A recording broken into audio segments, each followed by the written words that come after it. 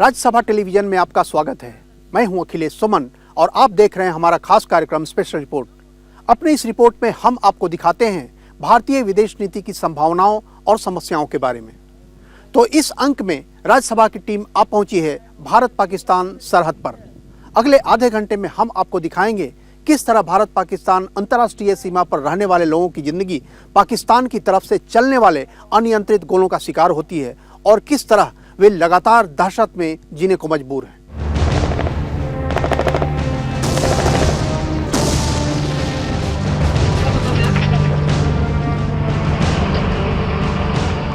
भारत पाक सीमा पर हो रही गोलीबारी भारत की विदेश नीति के लिए सबसे बड़ी चुनौती है। पाकिस्तान की गोलीबारी की वजह से सीमा पर लगातार तनाव बना हुआ है और वहां के बाशिंदे पलायन का दर्द झेलने को मजबूर हैं।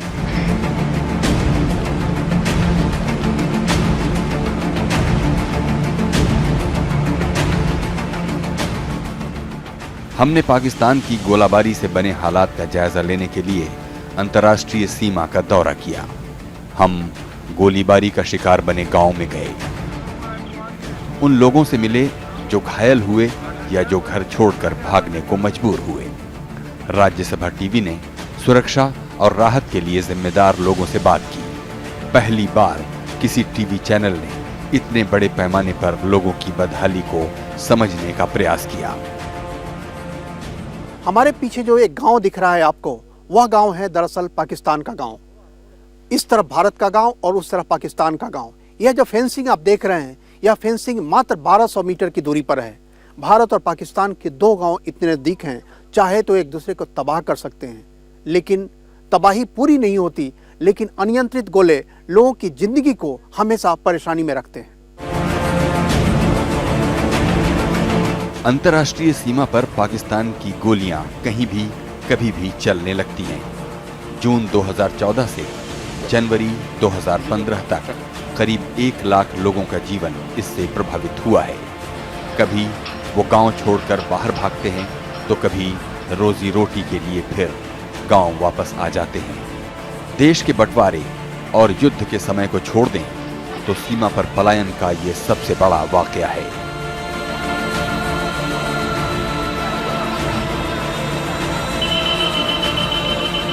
पिछले 6 महीने में 2 बार हमारे पास हैवी शेलिंग हुई है, जिसकी वजह से काफ़ी ज़्यादा माइग्रेशन भी हुई। जैसे अक्टूबर में जो फर्स्ट टाइम माइग्रेशन हुई है तो 14,000 से ज़्यादा लोग हमारे पास रिलीफ कैंप्स में थे और इस बार भी लगभग 5 और 6,000 के बीच में थे। भारत पाक नियंत्रण रेखा पर अमूमन ऐसे वाक़े होते थे, लेकिन अब अंतर्राष्ट्रीय सीमा से लगे गांवों पर भी उनकी बुरी निगाहें पड़ गई हैं। इस बार उन्होंने जम्मू के कठुआ, सांबा और अखनूर जिलों के लोगों पर सबसे ज्यादा कहर ढाया है। पिछले 6 महीने के भीतर कठुआ जिले के 57 गांवों में पाकिस्तानी मोर्टार और दूर तक मार करने वाले बंदूकों की गोलियां बरसी हैं। ऐसे ही हालात सांबा और अखनूर इलाके के हैं। हीरानगर सब डिवीजन के ऐसे एक गांव में हमने मन को बेचैन कर देने वाला नजारा देखा। अगस्त 2014 में हुई पाकिस्तान की गोलीबारी से रघुबर दास का घर तबाह हो गया। डर के मारे परिवार के लोग गांव छोड़कर चले गए और अभी तक नहीं लौटे हैं।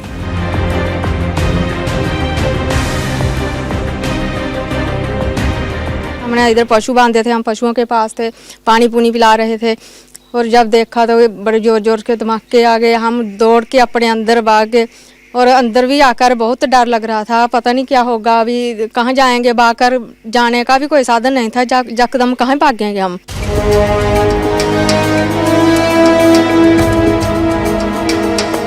इन दीवारों को देखिए। पाकिस्तान की तरफ से चलाए गए मोर्टारों के ये निशान कह रहे हैं कि पाकिस्तान की सेना निरपराध आम नागरिकों के खून पसीने से बनाए गए मकानों को निर्ममता से नष्ट कर रही है। गांव के बाद गांव, घर के बाद घर, अंतर्राष्ट्रीय सीमा पर ऐसी मिसालों की भरमार है। अब तो कोई ये भी याद नहीं रखता कि किस गांव पर कब गोली चली थी। ये उनके रोजमर्रा की जिंदगी का हिस्सा बन गए हैं। इस बारी जो है उसका इरादा कुछ समझ नहीं आया हमें, जितना कि इस बार उन्होंने सिविलियन को टारगेट किया है और लोग जो थे काफ़ी परेशान हैं और गोलाबारी जो है काफ़ी heavy shelling, small firing, heavy firing और कुछ ऐसी हमने बॉर्डर पे गोलियां देखी जो पहली बारी जो है यूज़ हुई हैं इस बार बॉर्डर पे। 96 में भी गोलीबारी होती थी, वो छोटी गोली चलती थी, लोग घरों में छुप जाते थे। लेकिन इस बार जो है वो अचानक मार्टर का गोलाबारी शुरू कर देते हैं, तो जिसके घर में गिरता है वो घायल हो जाते हैं, पशु घायल हो जाते हैं। तो इस वक्त जो है वो लोगों में काफ़ी दहशत थी और रातों रात मतलब जब उन्होंने पाकिस्तान ने ये अटैक अचानक कर दिया तो लोगों को भागना पड़ा।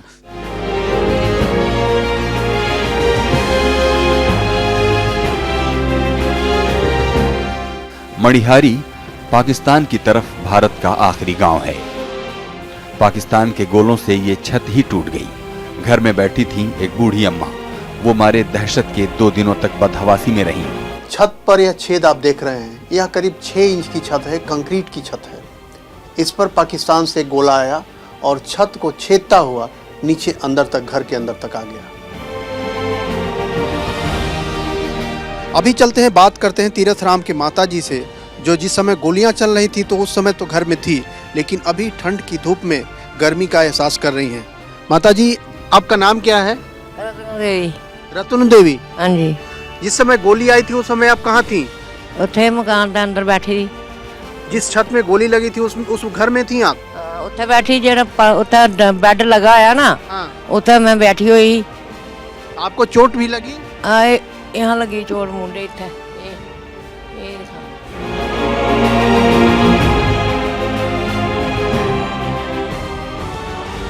इस घर की छत तो नहीं टूटी, लेकिन गोलों के धमाकों से दीवारों में दरारें पड़ गईं। सीमा के अधिकांश गांवों में मकानों की दीवारों पर ऐसे निशान देखने को मिलते हैं।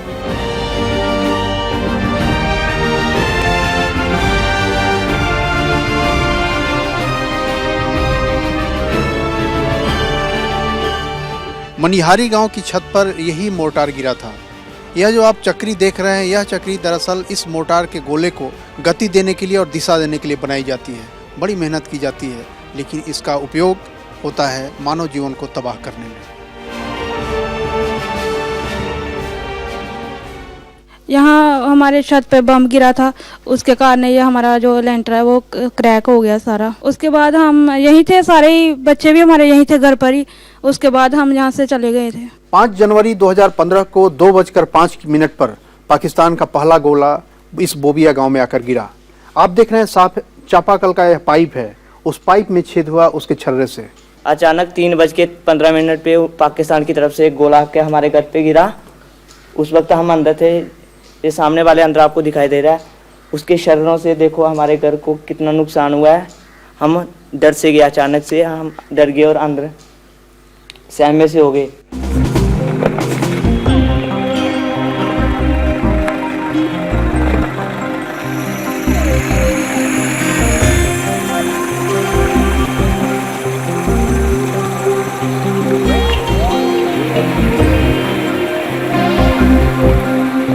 अब हम जा रहे हैं बसंतर नदी पार कर बोबिया गांव।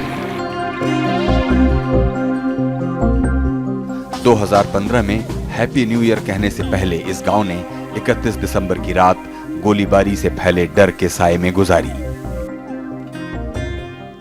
Pakistan doesn't like to stay quiet even on the New Year day. रात को 12:30 बजे भी फायरिंग चालू कर दी और doesn't seems to learn lessons. अभी हम जहां खड़े हैं वह पाकिस्तान की सीमा से मात्र 600 मीटर की दूरी पर है। यहाँ पाकिस्तान की सीमा यू तरीके से बनती है। हमारे दाहिनी तरफ भी पाकिस्तान की सीमा है। हमारे पीछे यह जो सड़क जा रही है, कच्ची सड़क, यह पाकिस्तान की सरहद तक जाती है और हमारी बाईं तरफ यह भारत का आखिरी गांव है। हम आपको इस गांव के अंदर ले चलेंगे और देखेंगे किस तरह से पाकिस्तान की सेलिंग यहाँ के गांव के घर पर भी पड़ी और लोग यहाँ भी परेशान हुए। आज भी ये लोग यहाँ दहशत में रहने के लिए मजबूर हैं।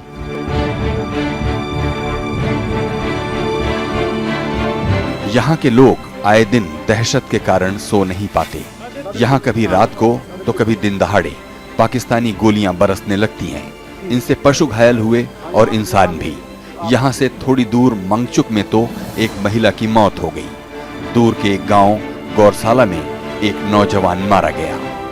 कुछ नहीं, खड़े थे दो बेटा इधर माँ आई 3:15 बजे बस फैर मंगाया पाकिस्तान का, बेटा पूरा ही है, माँ खड़ी रही।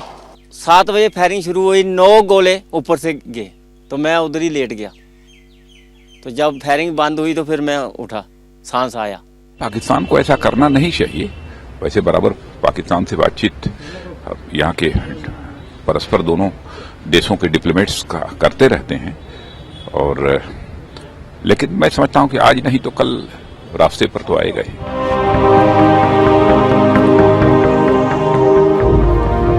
मेरे हाथ में पाकिस्तान के मोर्टार के नापाक टुकड़े हैं। हमने कई लोगों से पूछने की कोशिश की, समझने का प्रयास किया कि आखिर किन कारणों से पाकिस्तान इन गांवों पर मोर्टार चलाता है। किसी को भी समझ में नहीं आता। भारत पाकिस्तान की सीमा के इस तरफ के लोग भी और उस तरफ के लोग भी मोर्टारों की दहशत में जीने को मजबूर हैं। किसी को यह समझ में नहीं आता कि अगर ये मोर्टार के गोले नहीं चलते तो शायद दोनों तरफ के लोगों की जिंदगी क्या होती। शायद वे पहले से ज्यादा खुश होते और एक दूसरे के साथ सहयोग भी कर सकते थे। लेकिन पाकिस्तान की एक ऐसी राजनीति है कि हमेशा इस सरहदों पर तनाव बना रहता है। युद्ध नहीं होता, लेकिन युद्ध जैसी स्थिति बनी रहती है।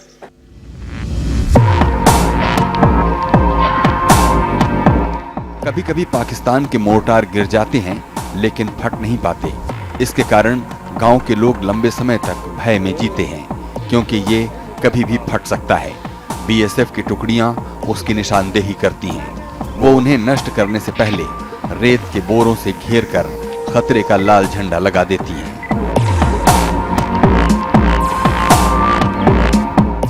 यहाँ तो गोला जमीन में धंस गया है और बम दस्ता भी इसे नहीं निकाल पाया। इसे नष्ट करना मुश्किल है। ये कभी भी फट सकता है। जरा सी गफलत होने पर कोई इसका शिकार बन सकता है।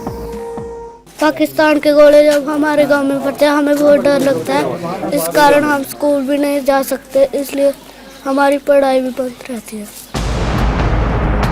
पाकिस्तान की गोलियां जब चलती हैं तो लोग घरों में या खेतों में जहां भी होते हैं दुबक कर बैठ जाते हैं। सुनाई पड़ती हैं तो सिर्फ धमाकों की आवाजें और फिर चारों तरफ सन्नाटा छा जाता है।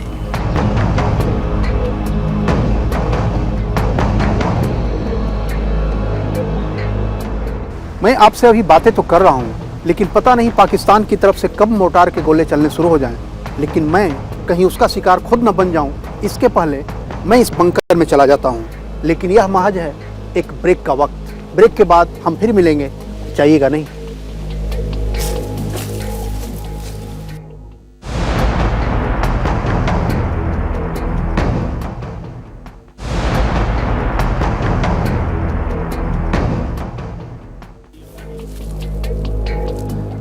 तो मैं बंकर से बाहर आ गया और ब्रेक के बाद एक बार फिर स्वागत है आपका राज्यसभा टेलीविजन में। मैं हूं अखिलेश सुमन और आप देख रहे हैं हमारी खास रिपोर्ट। यहाँ के लोगों का कहना है कि पाकिस्तान की तरफ से कब गोले चलने शुरू हो जाएं कोई नहीं जानता। इसीलिए खास हिदायत दी जाती है कि लोग हमेशा सावधान रहें। गोलियां चलने के दौरान लोगों को खुली जगह में न रहने की हिदायत रहती है। खेत में काम से भी उन्हें जाने से मना किया जाता है। इधर इतना फायर होता है, बाहर निकलना बिल्कुल मुश्किल हो जाता है, क्योंकि शेलिंग बहुत ज़्यादा होती है। मार्टन के गोले आते हैं तो लोगों को आमदाज देते हैं अपने घरों से बाहर मत निकलना। तो अगर ज़्यादा शेलिंग होगी तो फिर दिन के वक्त उनको शिफ्ट कर देते हैं जहाँ कैंप लगाए होंगे। गोलियां चलने की हालत में प्रशासन लोगों को महफूज जगह पर ले जाता है। सिर्फ कठुआ जिले में ऐसे 35 अस्थायी राहत शिविर बनाए गए हैं।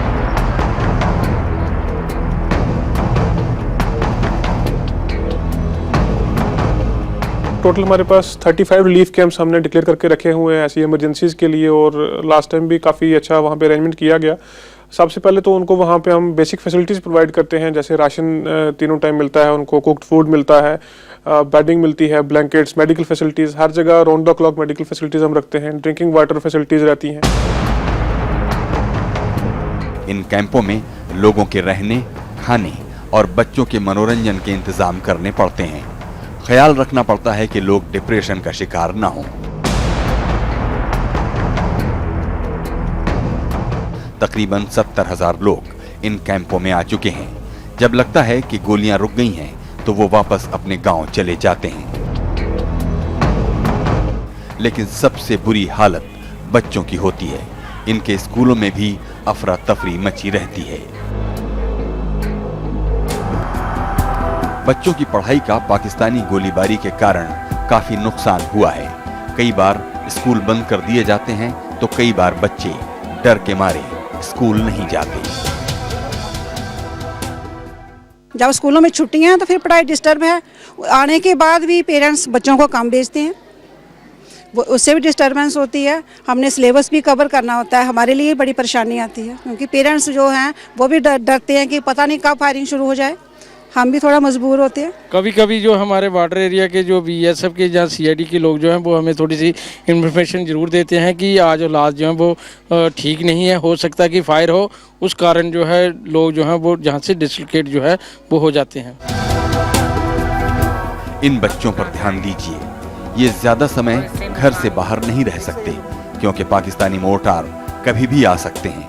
इसलिए ये अब फुटबॉल या क्रिकेट नहीं, बल्कि पाकिस्तानी मोर्टारों के टुकड़ों से खेलते हैं।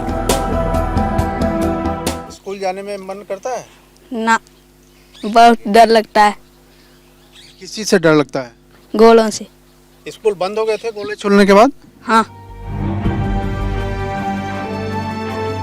गोलीबारी की वजह से यहाँ कारोबार और काम धंधे भी ठप पड़ जाते हैं। लोगों को रोजमर्रा की चीजें मिलना बंद हो जाती हैं। पहले लाता था 1 लाख का सामान एक महीने में, इस बार लाया हूँ 35,000 का सर सामान। अभी कोई पता नहीं सर, अभी भी बोल रहे हैं कि क्या पता कब गोली चलना शुरू हो जाए, इसलिए मैं आज थोड़ा बहुत कम ही लाया सामान कि थोड़ा बहुत बिक्री हो जाए तो पैसा बढ़ जाए। तो नहीं तो सर कुछ नहीं खाने को मिलता है, ऐसे ही सर तंगी है सर बहुत। हम जब नवचक गांव पहुंचे तो वहां पाकिस्तानी गोलीबारी से घायल इस नौजवान से मुलाकात हुई।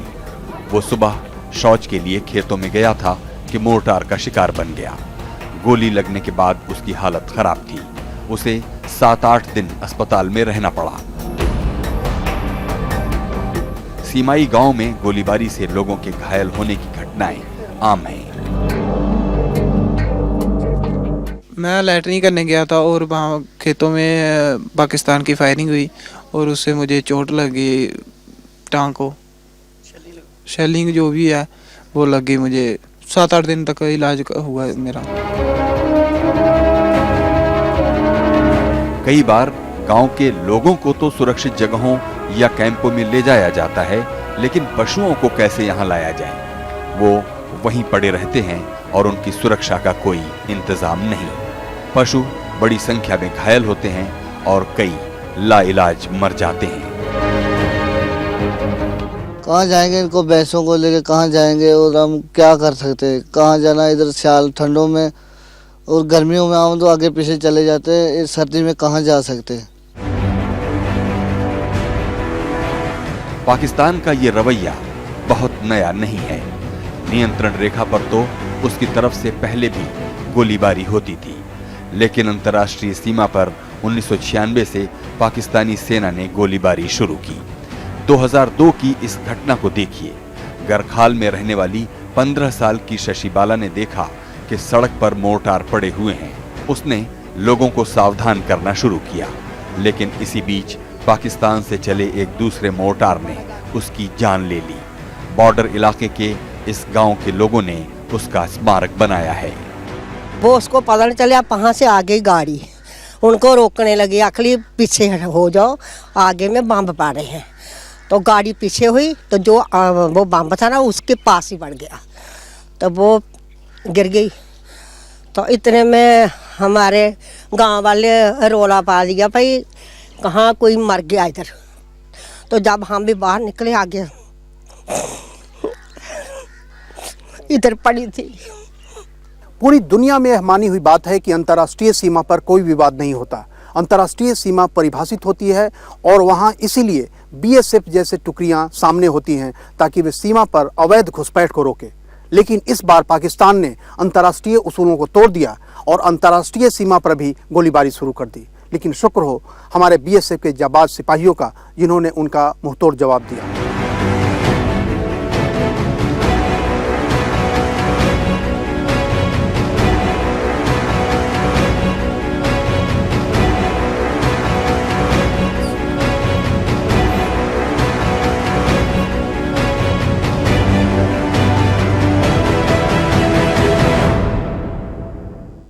गोलियां इसी सामने से चल रही थी, लेकिन इसकी मारक क्षमता कैसी थी और किस तरह इसका जवाब दिया गया, इसके बारे में हम आगे बताएंगे। लेकिन फिलहाल वक्त हो चला है एक ब्रेक का।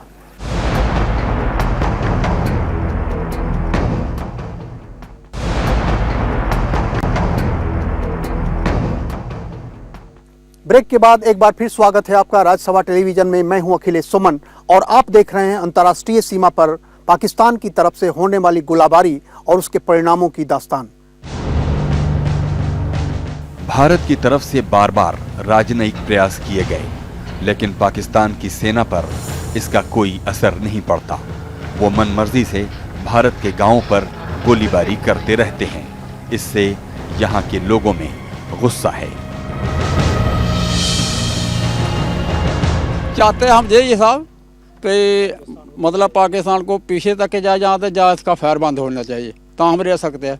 हमारे पर तो आज़ादी आई नहीं, 47 में लेकर आज़ादी नहीं आई, ठीक है ना। हम गुलाम ही रहे, कदे इधर ठाठा होता, कदे इधर ठाठा होता, हम क्या होते तो भजते ही रहे उधर उधर। इसमें गवर्नमेंट ने बात करनी चाहिए और इसका सोल्यूशन निकालना चाहिए, तभी लोगों को आराम मिलेगा। क्या बात करे भारत उनसे?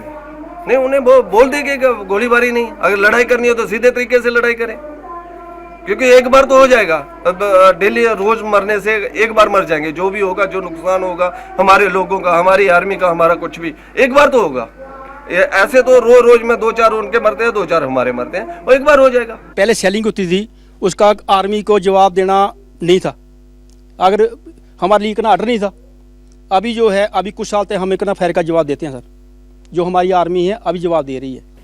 यहाँ से हो रही है निगरानी और बीएसएफ के जवान हर समय पाकिस्तान की होने वाली हर हरकत पर नज़र रखे हुए थे, और इसीलिए इस बार जब पाकिस्तान की तरफ से गोलियां चलने लगी तो उसका दुगना तिगुना चौगुना जवाब दिया गया। और यही वजह है कि पाकिस्तान ने इस बार सबक सीखी।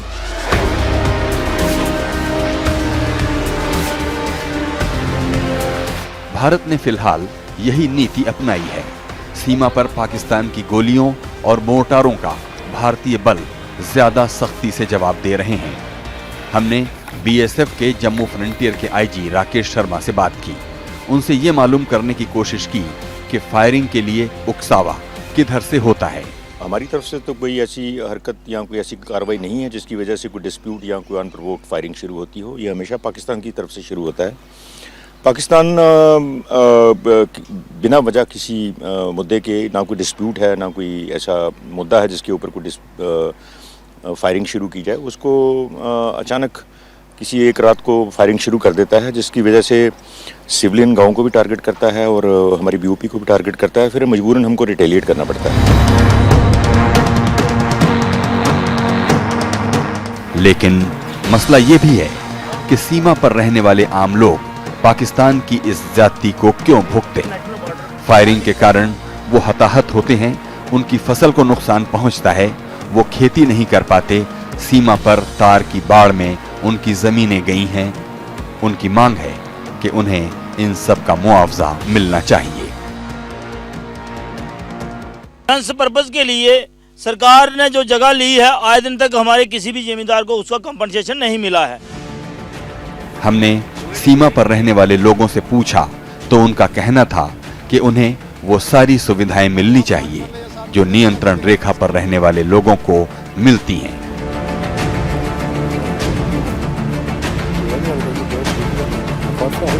बॉर्डर पर रहने वाले लोगों को लेकर एक कारगर विशेष बॉर्डर ब्रिगेड बनाया जा सकता है, क्योंकि बॉर्डर को उनसे ज्यादा कोई नहीं जानता।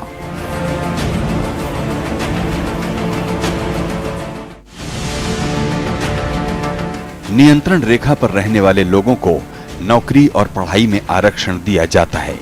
क्या अंतर्राष्ट्रीय सीमा से लगे गांवों के बाशिंदों को भी ये नहीं दिया जाना चाहिए? कश्मीर इलाके में नियंत्रण रेखा पर पाकिस्तान की गोलीबारी से मारे जाने पर पीड़ित परिवार को 5 लाख रुपए और घायल होने पर 2 लाख रुपए दिए जाते हैं। जम्मू इलाके में अंतर्राष्ट्रीय सीमा के इर्द गिर्द वैसी ही स्थिति में मारे गए लोगों के परिजनों को मात्र 1 लाख रुपए और घायल होने पर 75,000 रुपए की राहत दी जाती है। हमारी जो मेन डिमांड्स है कि एक तो हमें आरवीए दिया जाए, बॉर्डर को रिजर्व एरिया डिक्लेयर किया जाए, ताकि जहां जो हमारे बच्चे हैं अपनी पढ़ाई पूरी नहीं कर पाते हैं उनको भी रिजर्वेशन नौकरियों में मिले, एजुकेशन में मिले, हर फील्ड में उन्हें मिले। इन विभेदों और खतरों की वजह से कुछ लोग बॉर्डर के पास नहीं रहना चाहते, तो कुछ बार बार होने वाले विस्थापन से बचने के लिए सुरक्षित इलाके में 2 कमरों के मकान की मांग कर रहे हैं। हम यही चाहते हैं कि जो पब्लिक वहाँ पे जो खराब होती है, अगर गवर्नमेंट की तरफ से सहूलत हो उनको, जैसे कश्मीरी पंडितों को, माइग्रेंटों को दी गए, जहाँ ज़मीनें दी गई, फ्लैट दिए गए, हम यही चाहते हैं कि बॉर्डर के लोगों को भी यहाँ ज़मीनें थोड़ी थोड़ी दी जाएं, जिससे वो अपना रोज़गार बढ़ा सकें, अपने बच्चों को बचा सकें। अंतर्राष्ट्रीय सीमा के आसपास के इन इलाकों में बुनियादी ढांचे का विकास नहीं हुआ है। बॉर्डर एरिया डेवलपमेंट प्रोग्राम यानी BADP के प्रावधान तो हैं, लेकिन उसके फंड का ठीक उपयोग नहीं होता। होम मिनिस्ट्री ने भी अगस्त 2014 में एक सर्कुलर निकाला है और पिछले 6 महीने से हमने भी उसी एरिया में प्लानिंग स्टार्ट की है कि ऑर्डर भी यहाँ से निकला है और इस बार हम फंड्स भी दिए हैं इस साल कि जो 22 विलेजेस हैं जीरो लाइन पे, सबसे पहले उनको डेवलप किया जाए। जो जितनी भी फैसिलिटीज़ हैं हेल्थ की, एजुकेशन की, सोशल वेलफेयर की, उन फैसिलिटीज़ के साथ पहले बॉर्डर विलेजेस को सैचुरेट किया जाए। तो इस दिशा में इस साल से काम शुरू हो गया है। सवाल ये भी उठा है कि हर रोज जब बॉर्डर एरिया के लोग डर के साए में रह रहे हों तो वहां विकास का मतलब क्या है? यहाँ के लोग ऐसे सवाल उठाते हैं, जवाब कौन देगा? विदेश मंत्रालय, रक्षा मंत्रालय, गृह मंत्रालय या अंतर्राष्ट्रीय बिरादरी? और इस तरह आप पहुंचे हैं हम अपने कार्यक्रम के अंत में। राजसभा टीवी की टीम फिलहाल कठुआ सांभा इलाके के भारत पाकिस्तान सीमा के जीरो लाइन के आसपास कहीं खड़ी है। संवेदनशीलता को देखते हुए हम आपको जगह का नाम नहीं बताएंगे, लेकिन इतना साफ है कि पाकिस्तान के गोलों के रेंज इस बार काफ़ी बड़े हुए हैं और इसकी वजह से इस बार विस्थापन सबसे ज़्यादा हुआ है। अब भारत सरकार को सोचना है, पाकिस्तान को सोचना है, क्योंकि क्षति उसको भी हो रही होगी। इसका क्या उपाय निकलेगा, इसके नतीजे कितने दूरगामी होंगे, यह हम सबको, आपको भी सोचना है। राजसभा टेलीविज़न के लिए कैमरा पर्सन राज ठाकुर के साथ भारत पाकिस्तान सीमा के पास से अखिलेश सुमन।